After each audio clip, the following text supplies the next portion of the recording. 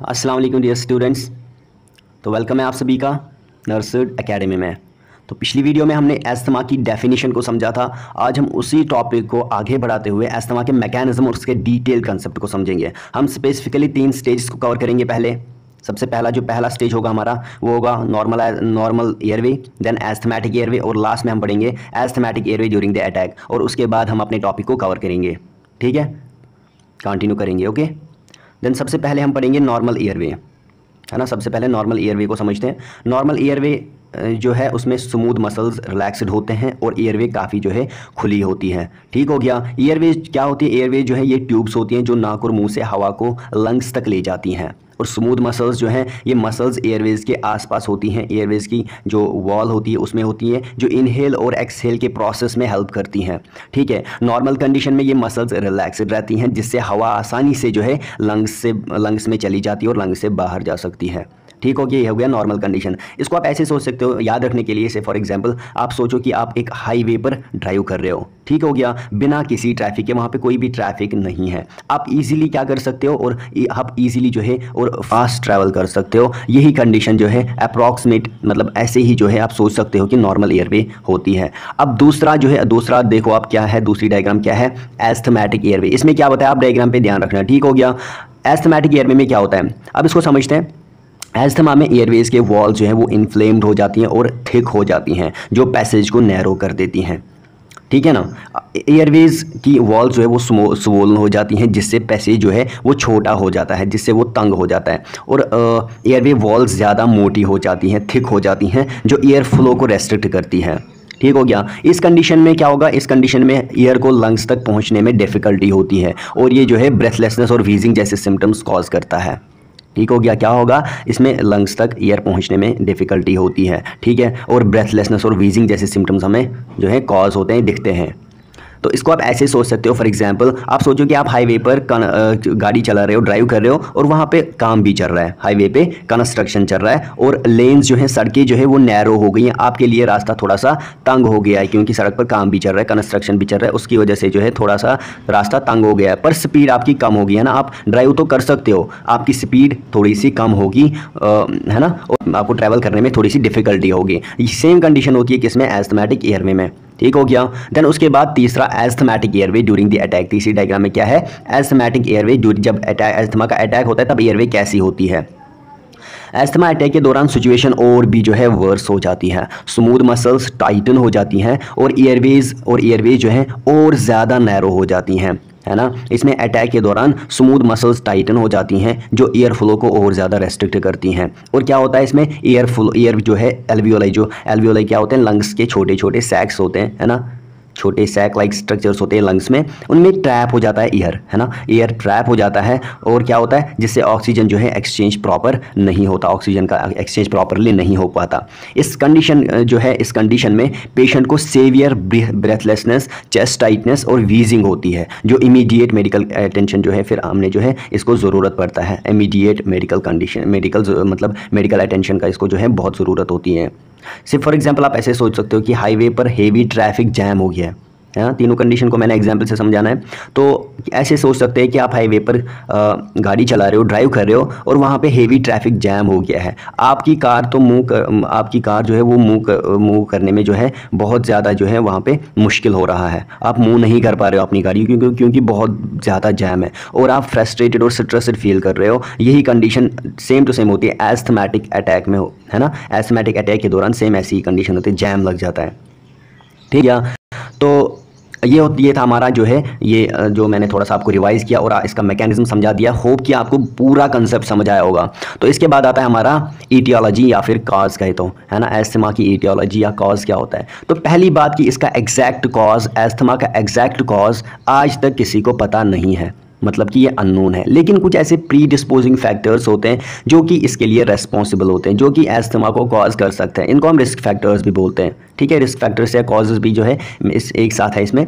तो सबसे पहला है इसमें जेनेटिक्स। तो जेनेटिक्स में क्या है, आप देखना यहाँ पे जेनेटिक्स हम देखते हैं family history and genetic pre dispose, है ना। इसका एक बड़ा कारण जो है इस एस्थमा के होने का जेनेटिक्स हो सकता है। यानी कि अगर आपकी फैमिली में किसी को एस्थमा है, तो आपको भी जो है इस बीमारी का, इस एस्थमा के होने का रिस्क ज़्यादा होता है। जैसे अगर आपकी माँ या पिता, खुदा ना करे, है ना, अगर उनमें से किसी को एस्थमा है तो आप भी जो है इसका शिकार हो सकते हैं। या फिर अगर दादा दादी में किसी को एस्थमा था तो आपको भी इसका रिस्क जो है ज़्यादा होता है ना। फैमिली हिस्ट्री और जेनेटिक प्रीडिस्पोजिशन ये होता है। देन दूसरा जो है एलर्जीज़ में क्या होता है, एलर्जी जो है like sensitivity to substances like dust mites, pollen, mould and pet dander. इसमें क्या होता है, एस्थमा की वजह से एलर्जी जो है, ये भी एलर्जी भी हो सकती है। कुछ लोग जो है डस्ट माइट्स, पोलन, मोल्ड और पेट डेंटर जैसे सबस्टेंसेस से एलर्जी रखते हैं। ये एलर्जेंस जो है आपकी एयरवेज को इरिटेट करते हैं, जिससे जो है एस्थमा के सिम्टम्स जो है और ज़्यादा बढ़ सकते हैं। ठीक हो गया। अगर जैसे मान लो फॉर एग्जांपल अगर आपको डस्ट माइट से एलर्जी है और आपके घर में ज़्यादा डस्ट है तो आपकी जो है एस्थमा के सिम्टम्स जो है वर्सन हो सकती हैं। देन तीसरा आता है हमारे पास में रेस्पिरेटरी इन्फेक्शंस, है ना। रेस्पिरेटरी इन्फेक्शंस, इसमें viral infections, bacterial infections mainly, specially in childhood बात करते हैं। रेस्पिरेटरी इन्फेक्शंस खासकर बचपन में, है ना, जैसे एस्थमा को ट्रिगर कर सकते हैं। वायरल और बैक्टीरियल इन्फेक्शन जो है आपकी लंग्स और एयरवेज में इन्फ्लेमेशन हो सकती है जो एस्थमा को बढ़ा सकती है। जैसे फॉर एग्जांपल अगर आपने अगर छोटी सी उम्र जो होती है उसमें बार बार कोल्ड और फ्लू का जो अगर आपको सामना करना पड़ा है, आपको अगर आप उसके शिकार हुए हैं बार बार कोल्ड या फ्लू के, तो आपको एस्थमा का रिस्क जो है बढ़ सकता है। देन उसके बाद आता है एनवायरमेंटल फैक्टर्स। क्या आता है, एनवायरमेंटल फैक्टर्स। एनवायरमेंटल फैक्टर जो है इसमें हमारे पास एयर पोल्यूशन आता है, tobacco smoke and exposure to the chemicals, ये सारी चीज़ें जो है आती हैं। एनवायरमेंटल फैक्टर्स भी जो है एस्थमा के लिए रिस्पॉन्सिबल हो सकता है ना। एयर पोल्यूशन जो है, टोबैको स्मोक और केमिकल्स, इन सब के एक्सपोजर से आपकी नहीं मतलब जिसको एस्थमा होगा, है ना, एयरवेज सेंसिटिव हो सकती हैं, ठीक है ना, जो एस्थमा सिम्टम्स को ट्रिगर कर सकते हैं। ठीक है। फॉर एग्जांपल अगर हम कह सकते हैं, ऐसे कह सकते हैं, है ना, अगर आपके पास अगर आपके आसपास एयर पोल्यूशन ज़्यादा है या आप सिगरेट स्मोक के कांटेक्ट में आते हैं तो आपकी एस्थमा की कंडीशन जो है वो बढ़ सकती है। ठीक हो गया। देन उसके बाद आता है occupational exposure like work place irritants like chemicals, dust and fumes. ठीक है ना, कुछ लोगों को उनके काम के एनवायरनमेंट के रीज़न से, कुछ काम के एनवायरनमेंट के कारण जो है एस्थमा हो सकता है। डस्ट, केमिकल्स और जो फ्यूम्स होते हैं, इन जैसे वर्क प्लेस इरिटेंट्स आपकी जो है एयरवेज को जो है हार्म कर सकते हैं। फॉर एग्जांपल अगर आप पेंट इंडस्ट्री होती है ना, तो अगर आप पेंट इंडस्ट्री में काम करते हैं और आपको फ्यूम्स से एक्सपोजर होता है तो आपको एस्थमा का रिस्क जो है बढ़ सकता है। देन उसके बाद आता है स्ट्रेस भी जो है, इसमें हम इमोशनल स्ट्रेस की बात करते हैं, ये एस्थमा को ट्रिगर कर सकता है।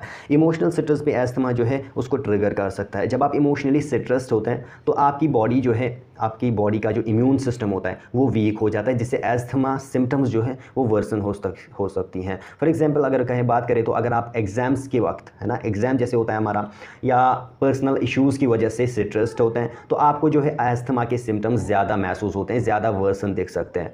देन उसके बाद आता है हमारा सेवेंथ है हमारे पास में गैस्ट्रोइंटेस्टाइनल रिफ्लक्स डिजीज़। क्या है, जिसको हम कॉमनली GERD के नाम से जानते हैं। ठीक है, स्टमक एसिड रिफ्लक्स होता है इसमें। ये क्या होता है, GERD जो है, जहाँ स्टमक एसिड आपकी एयरवेज में रिफ्लक्स होती है, एस्थमा सिम्टम्स को बढ़ा सकता है। एसिड रिफ्लक्स से एयरवेज में इरिटेशन होती है जो एस्थमा को एग्जासरबेट कर सकती है। जैसे फॉर एग्जांपल अगर आपको फ्रीक्वेंटली हार्टबर्न या एसिड रिफ्लक्स होता है तो ये आपकी एस्थमा को ट्रिगर कर सकती है। मेरे एनवायरनमेंट में थोड़ा सा शोर हो रहा है तो उसको आप इग्नोर करिएगा, ठीक है ना, बस पढ़ने पे ध्यान रखना। देन उसके बाद आता है हमारे पास में हार्मोनल चेंजेस। ठीक है ना, आई थिंक आपको समझ आया होगा अच्छे से, है ना। तो उसके बाद होता है हमारा हार्मोनल चेंज, मतलब जब हार्मोन में फ्लक्चुएशंस आती हैं, है ना, तो हार्मोनल चेंजेस भी, ये जो है हार्मोनल चेंजेस जो होती है ये भी एस्थमा को अफेक्ट कर सकती हैं। मेंस्ट्रुएशन, प्रेगनेंसी और मीनोपाज के दौरान क्या होता है, हार्मोनल फ्लक्चुएशंस होती हैं, वो एस्थमा सिम्टम्स को वर्सन कर सकती हैं। फॉर एग्जांपल अगर आपकी मेंस्ट्रुएशन साइकिल के दौरान आपको एस्थमा सिम्टम्स ज़्यादा सीवियर लगते हैं तो ये हार्मोनल चेंजेस की ही वजह से हो सकता है। ठीक है।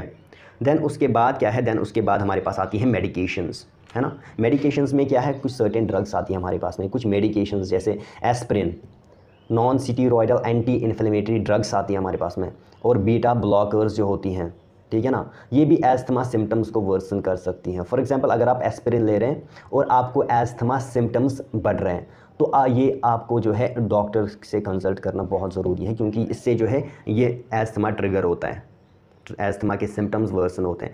देन लास्ट है हमारा but not the least, obesity, being overweight और ओबीज। ठीक हो गया। इसमें क्या है, ओबेसिटी जो है ये भी एस्थमा के रिस्क को बढ़ाता है।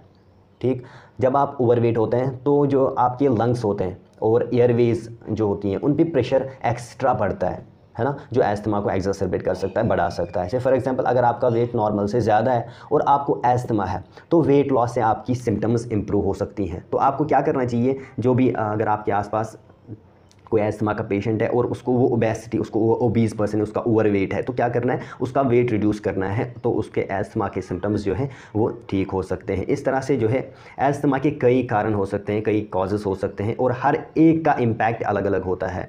आपको अपनी कंडीशन, अपनी नहीं मतलब नर्स, एज ए नर्स जो है अगर किसी को एस्थमा है उसको क्या करना चाहिए, अपनी कंडीशन को मैनेज करने के लिए इन फैक्टर्स को समझना और उनसे बचने की कोशिश करनी चाहिए, ठीक है ना। देन उसके बाद है हमारा टाइप्स ऑफ एस्थमा, ठीक है, बहुत आसान है टाइप्स ऑफ एस्थमा। तो on the basis of cause asthma के हमारे पास में दो टाइप्स होते हैं, extrinsic asthma and intrinsic asthma. तो एक्सट्रिंसिक एस्थमा जो है ये कॉमनली हम यंग चिल्ड्रंस में देखते हैं और एडल्ट्स में देखते हैं, जो कि जिनकी हाइपर सेंसिटिविटी होती है, कहीं जो फॉरेन पार्टिकल्स होते हैं ना उनके रिलेटेड उनका हाइपर सेंसिटिविटी रिएक्शन होता है। सच एज़ अगर उनको कोई भी डस्ट से रिएक्शन होगी, कोई भी फ्यूम, कोई भी गैसेस वो इनहेल करेंगे तो उनको जो है उनमें अगर एस्थमा होगा वो क्या होगा, extrinsic asthma due to hyper sensitive due to their hyper sensitivityness. Then उसके बाद दूसरा है इंट्रिंसिक एस्थमा। ये क्या है, ये सेवियर रेस्पिरेटरी प्रॉब्लम्स की वजह से होता है, जैसे कि bronchitis, inflammation in the bronchi and other infections, और बाकी जो रेस्पिरेटरी इन्फेक्शंस होती हैं उनकी वजह से होता है, ठीक हो।